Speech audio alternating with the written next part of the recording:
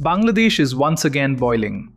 A wave of violent protests has erupted across the country following the death of youth leader Sharif Osman Hadi, setting off political upheaval that could reshape the future of this key South Asian neighbor and reverberate far beyond its borders. The unrest was triggered after Sharif Osman Hadi, a prominent student leader, was shot by masked assailants in Dhaka while launching his election campaign late last week.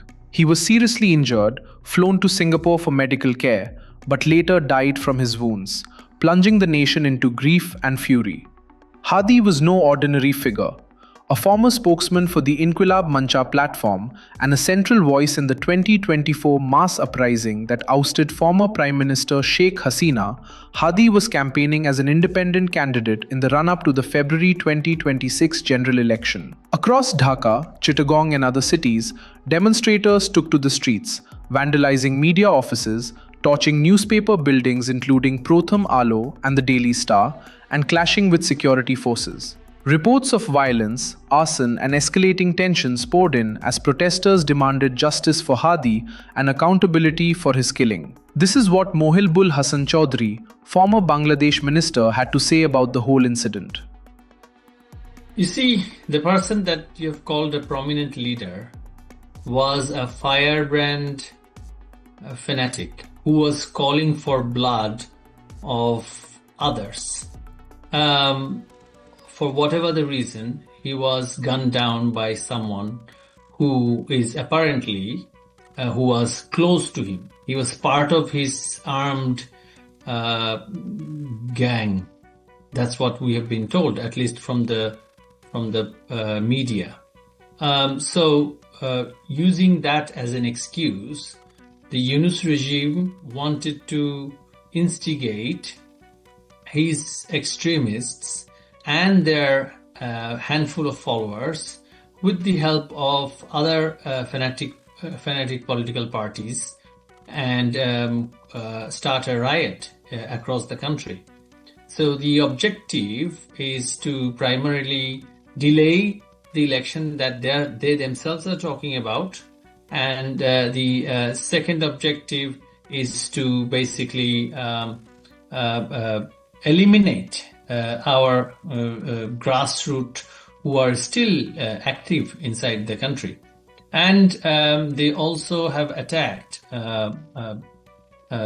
different foreign missions, including the Indian High Commission in my home city, Chittagong, and wanted to instigate a tougher response from our friendly neighbor and long-standing partner in international affairs of Bangladesh, which is India.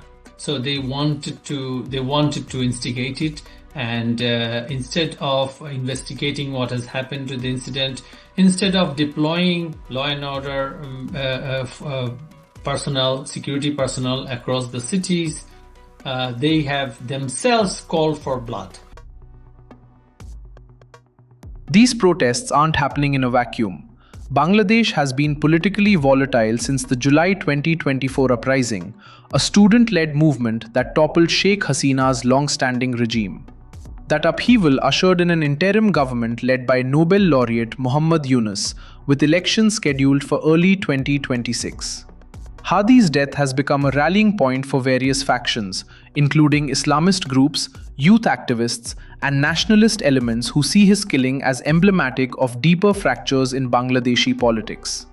The interim government has declared national mourning, pledged an investigation, and urged calm. But for many on the streets, this is about more than one death.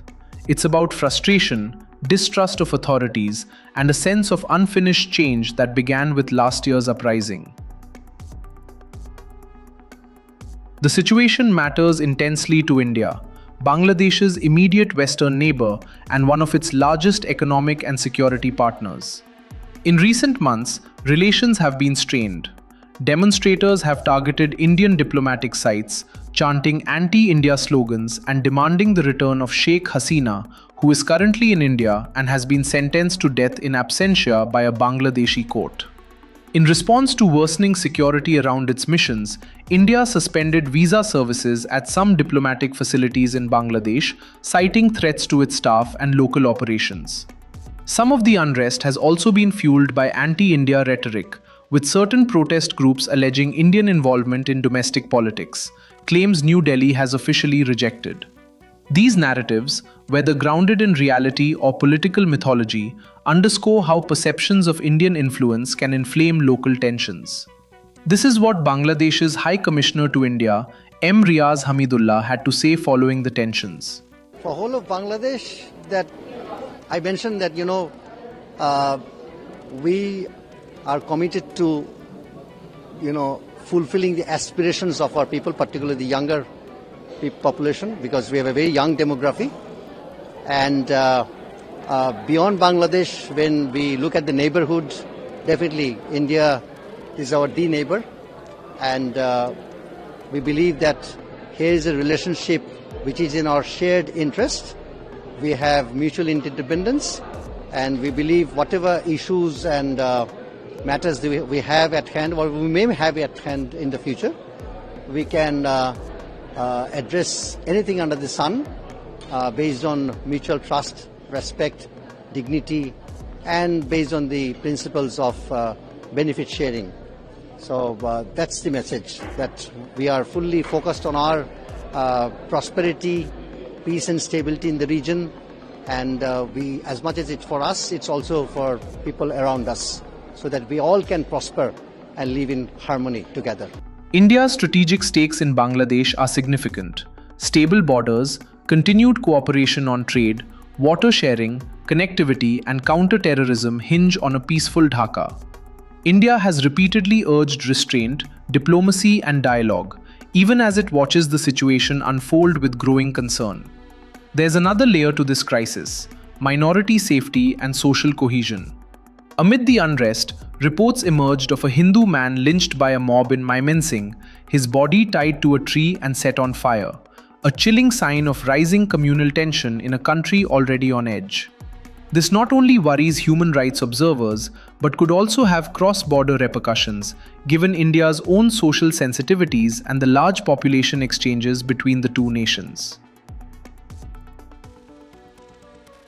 Bangladesh stands at a critical inflection point. With national elections less than 2 months away, the death of Hadi has sharply polarized politics, emboldened protest movements, and intensified debates about censorship, press freedom, and democratic reform. India's role, perceived or real, adds an extra dimension to an already combustible mix. New Delhi must balance its interests, safeguarding bilateral ties while responding to domestic pressures, without appearing to interfere in another sovereign nation's internal affairs. If the situation deteriorates further, the entire region could feel the impact. Disrupted trade routes, refugee flows, or diplomatic friction with other neighbors and global powers invested in South Asian stability. As Bangladesh navigates this new wave of unrest, born from pain, political ambition, and long-standing grievances, one thing is clear: it cannot be viewed in isolation. What happens will shape not just Dhaka's future, but South Asia's geopolitical map at a time when peace is already fragile.